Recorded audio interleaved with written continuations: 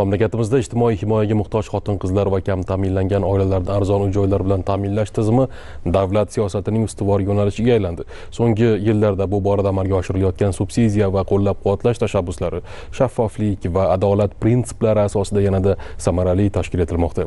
O'zbekiston Xalq demokratik partiyasi Jizzax viloyat kengashi tomonidan o'tkazilgan jamoatchilik eshituvida ushbu masala atroflicha muhokama qilindi.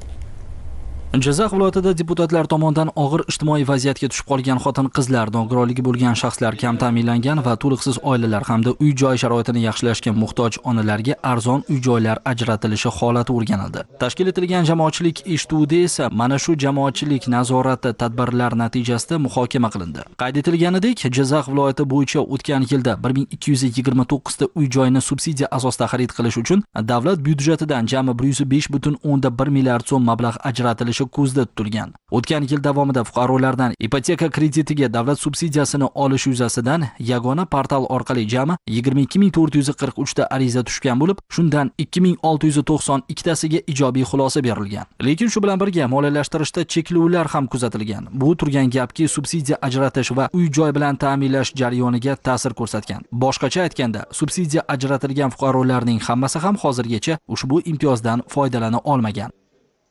Jizzax viloyatida 2025-yilda ipoteka kreditlari bo'yicha subsidiya olish uchun fuqarolar tomonidan kelib tushgan arizalar bo'yicha ma'lumot berib o'tadigan bo'lsak, 3 mavsumda bu ijrosi ta'minlanadi. Birinchi mavsumi mart oyidan 17-iyulgacha jami tushgan arizalar 9062 ta, shundan rad etilgan arizalar 7833 tani tashkil etgan.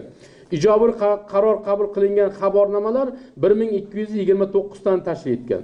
Shundan turli sabablarga ko'ra 790 ta fuqaroga subsidiya to'lanmagan. 490 ta fuqaroga jami 13 milliard 170 million so'mlik subsidiya mablag'i birinchi to'lov berish jarayonida to'lab berilgan.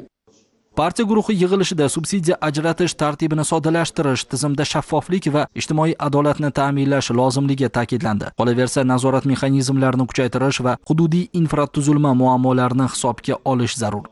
Subsidiya ajratish bu bevosita kam daromadli uy-joy sharoitini yaxshilashga muhtoj bo'lgan jamiyatimizdagi faol yoshlar yoki og'ir vaziyatga tushib qolgan xotin-qizlarimiz uchun uy-joy xaridda davlatning bir ko'magi hisoblanadi. Partiya guruhining oldidagi savol bugun mana shu fuqarolarimiz, aynan viloyatimiz ahli mana shu berilayotgan imtiyozlardan to'laqonli foydalana olyaptimi yoki foydalana olmayotgan bo'lsa, uning sabablari nima? Nima to'siqlar bor bu sohada? O'shalarni o'rganish va bu sohadagi o'zimizning taklif va tavsiyalarimizni hukumatga yetkazishdan iborat edi. Ijtimoiy baholash komissiyasi tarkibida bugun tijorat banklarining yo'qligi, ayrim hududlarimizda ko'p qavatli subsidiyaga ajratilgan uylarning mavjud emasligi, joylarda qurilayotgan uy-joylarni subsidiyaga ajratilgan mablag'larga qaraganda narxi ancha yuqori ekanligini guvohi bo'ldik. Yig'ilish yakunida jamoatchilik eshituviga taqdim etilgan ma'lumotlar muhokamasi yuzasidan deputatlar takliflari tinglandi. Eng samarali g'oya va tashabbuslarni amaliyotga tatbiq etish lozimligi ta'kidlandi va bu boradagi sa'y-harakatlarda barcha faol ishtirok etishi kerakligi aytib o'tildi.